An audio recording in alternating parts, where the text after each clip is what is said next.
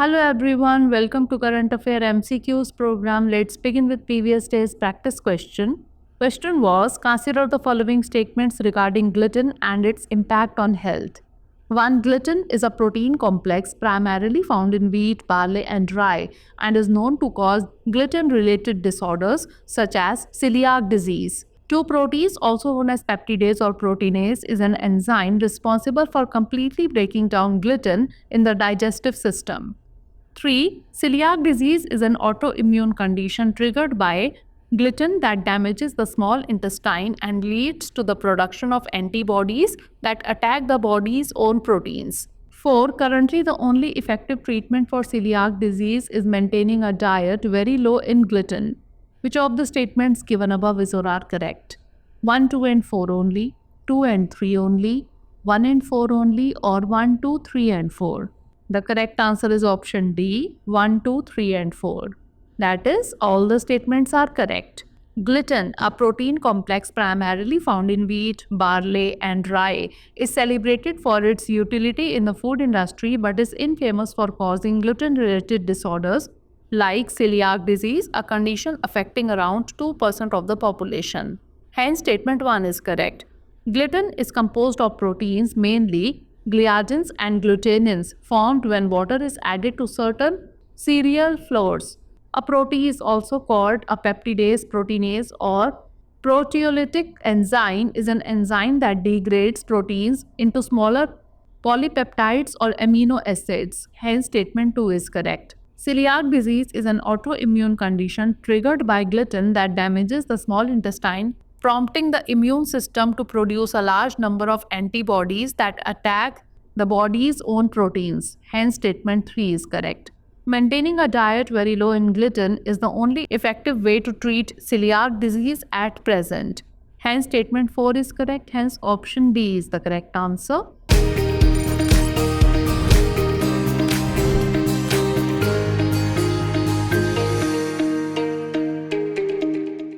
Now let's begin today's episode. First question is, with reference to the Indian tea industry, consider the following statements. 1. The Tea Board of India was established under the Tea Act 1953 as a statutory body under the Ministry of Commerce. 2. India is the largest exporter of tea globally, accounting for 10% of global tea exports. 3. Assam, Darjeeling and Nilgiri teas are recognized for their global prominence. Which of the statements given above is or are correct? 1 and 2 only, 2 and 3 only, 1 and 3 only, or 1, 2 and 3? The correct answer is option C, 1 and 3 only. Tea Board of India was established under the Tea Act 1953 as a statutory body of the central government under the Ministry of Commerce, has its head office in Kolkata, West Bengal, also has 3 overseas offices in London, Dubai and Moscow. Hence, statement 1 is correct. Policies of Tea Board of India, including early garden closures and quality compliance, helped align stakeholder interest and improve market signals, while cost management and quality focus boosted profitability for some companies. China is the world's top tea exporter and India is one of the top 5 tea exporters globally, accounting for 10% of global exports. Hence, statement 2 is not correct. In 2023-24, it exported 250.73 million kg of tea, with Assam, Darjeeling and Nilgiri teas renowned globally. Hence, statement 3 is correct. Hence, option C is the correct answer. Next question. Skewflation, sometimes in the news, refers to which of the following economic phenomena? A divergence in inflation rates between rural and urban areas. Certain sectors experiencing inflation, others remain stable or encounter deflation. Persistent inflation concentrated only in essential commodities, disregarding other sectors. Or an economic scenario where inflation impacts only goods traded in international markets. The correct answer is option B. Certain sectors experiencing inflation, others remain stable or encounter deflation. Skewflation refers to an uneven inflation pattern where certain sectors experience high inflation, others remain stable, and some even face deflation. Unlike general inflation, which affects the entire economy, skewflation highlights sector-specific price distortions due to factors like supply chain disruptions, policy interventions, or varying demand dynamics. This phenomenon can lead to economic imbalances and affect consumers unevenly. Understanding skewflation is crucial for targeted economic policies rather than one size fits all inflation measures. Hence, option B is the correct answer. Next question, consider the following statements related to gene editing. 1. It allows for the addition, deletion, or modification of specific DNA sequences. 2. Zinc finger nucleases and talons are widely used techniques in gene editing. Which of the above statements is or are correct? Only one, only two, both one and two, or neither one nor two? The correct answer is option C, both one and two. That is, both the statements are correct. Gene editing is the process of making precise changes to the DNA sequence of one or more genes. It is used to introduce desired modifications such as correcting genetic defects, altering gene expression, or incorporating new genetic traits. It facilitates the addition, removal, or modification of specific DNA sequences to achieve the intended outcomes. Hence, statement 1 is correct. Techniques like CRISPR-Cas9, zinc finger nucleases, talons, and other specialized tools enable this process. Hence, statement 2 is correct. Hence, option C is the correct answer. Next question, consider the following statements. 1. The National Clean Air Program aims to achieve a reduction of up to 40% in particulate matter 10, that is PM10 concentrations, or meet the national ambient air quality standards by 2025-26. 2. National ambient air quality standards set by the Ministry of Environment to ensure uniform air quality across India, with 12 health-based parameters for standardized monitoring and data analysis. 3. The Environmental Protection Agency calculates the AQI based on 8 pollutants. Which of the statements given above is or are correct? 1 only, 1 and 3 only, 2 and 3 only, or 1, 2 and 3? The correct answer is option B, 1 and 3 only. The National Clean Air Program, launched by the Ministry of Environment, Forest and Climate Change, aims to improve air quality through collaboration with various ministries and states. It aims to achieve a reduction of up to 40% in PM10 concentrations, or meet the national ambient air quality standards by 2025-26. Hence, statement 1 is correct. The Central Pollution Control Board revised the National Ambient Air Quality Standards in 2009 under the Air Prevention and Control of Pollution Act 1981 to ensure consistent air quality across India, incorporating 12 health-based parameters for monitoring, sampling, and data analysis using standardized methods. Hence, statement 2 is not correct. The Environmental Protection Agency calculates the AQI based on 8 pollutants: PM10, PM2.5, nitrogen dioxide, sulfur dioxide, carbon monoxide, ozone, ammonia, and lead. Hence, statement 3 is correct. Hence, option B is the correct answer. Next question, consider the following statements. 1. Allotropy refers to the existence of a chemical element in two or more forms, differing either in the arrangement of atoms within crystalline solids or in the number of atoms contained in their molecules. 2. Graphite has hexagonal layers of carbon atoms bonded to 3 others, while diamond has a 3D structure with each carbon bonded to 4 others. Which of the statements given above is or are correct? 1 only, 2 only, both 1 and 2, or neither 1 nor 2? The correct answer is option C, both 1 and 2.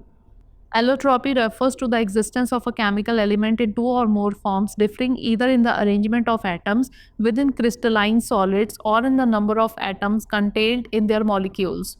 Hence, statement 1 is correct.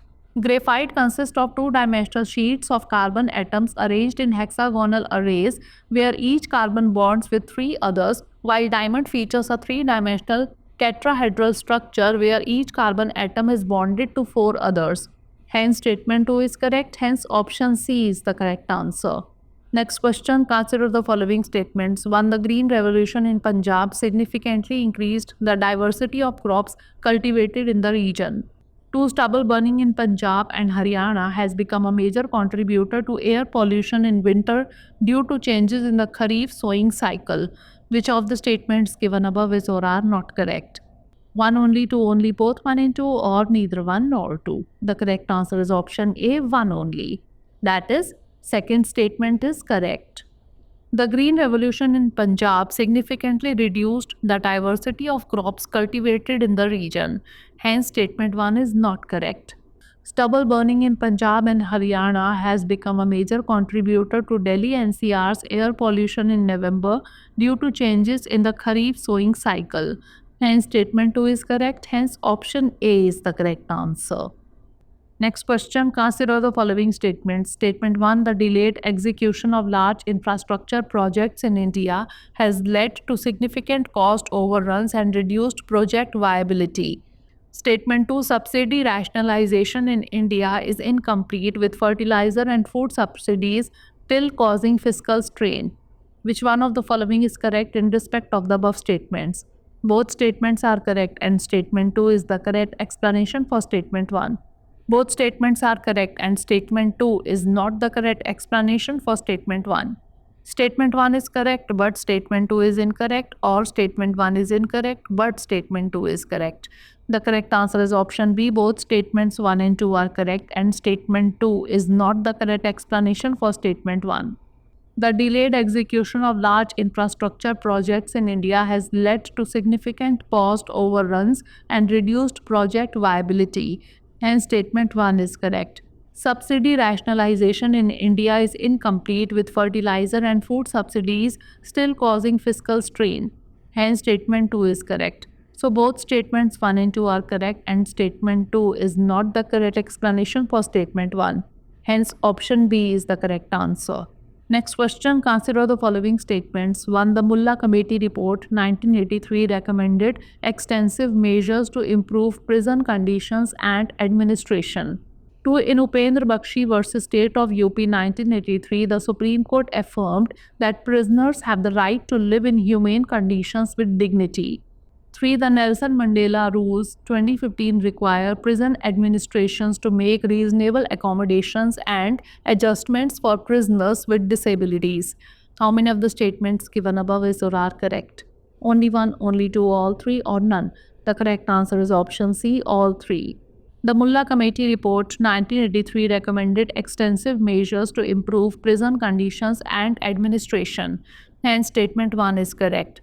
In the Ramamurthy versus State of Karnataka case, 1996, the Supreme Court of India directed the government to address key issues such as overcrowding, trial delays, torture, and neglect in prisons in line with the Mullah Committee recommendations. In Upendra Bakshi versus State of UP 1983, the court affirmed that prisoners have the right to live in humane conditions with dignity. Hence, statement 2 is correct. The Nelson Mandela Rules 2015 require prison administrations to make reasonable accommodations and adjustments for prisoners with disabilities. Hence, statement 3 is correct. The United Nations Convention on the Rights of Persons with Disabilities prohibits torture, cruel, inhuman, or degrading treatment or punishment for persons with disabilities. Hence, option C is the correct answer. Next question, consider the following statements. Statement 1, the right to property is enshrined as a fundamental right in the Indian Constitution. Statement 2, the directive principles of state policy mandate the state to undertake policies that would lead to a more egalitarian distribution of resources among the country's people. Which one of the following is correct in respect of the above statements? Both statements are correct and statement 2 is the correct explanation for statement 1. Both statements are correct and statement 2 is not the correct explanation for statement 1. Statement 1 is correct but statement 2 is incorrect, or statement 1 is incorrect but statement 2 is correct. The correct answer is option D. Statement 1 is incorrect but statement 2 is correct. Right to property is no longer a fundamental right but rather a constitutional right. Hence, statement 1 is not correct. The right to property is currently protected under Article 300A of the Constitution of India. It simply states that no person shall be deprived of his property save by authority of law. The directive principles of state policy mandate the state to undertake policies that would lead to a more egalitarian distribution of resources among the country's people. Hence, statement 2 is correct. So, statement 1 is incorrect and statement 2 is correct. Hence, option D is the correct answer. Last question, regarding Indian physicist Satyendra Nath Bose, consider the following statements. 1. He was the first Indian to receive the prestigious Nobel Prize for his contribution to the field of physics. 2. He developed a method to treat photons as indistinguishable particles, laying the foundation for what would later be called Bose-Einstein statistics. Which of the statements given above is or are not correct? 1 only, 2 only, both 1 and 2, or neither 1 nor 2. The correct answer is option A, 1 only. That is, second statement is correct. Satyendranath Bose was nominated for the Nobel Prize, but he never received it. Hence, statement 1 is not correct. He developed a method to treat photons as indistinguishable particles, laying the foundation for what would later be called Bose-Einstein statistics. Hence, statement 2 is correct. Hence, option A is the correct answer. Now moving on to practice question, consider the following statements. Statement 1, the world sought to diversify from the overwhelming concentration in one country through China plus one geo-economics. Statement 2, China is the world's largest trader and by far the largest exporter of manufactured goods from both Chinese and foreign companies. Which one of the following is correct in respect of the above statements?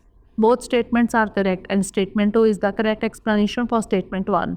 Both statements are correct and statement 2 is not the correct explanation for statement 1. Statement 1 is correct but statement 2 is incorrect, or statement 1 is incorrect but statement 2 is correct. Send the answer of this question in the comment section. Thanks for watching. For more informative content, like, share and subscribe, and do not forget to press the bell icon to get the notifications.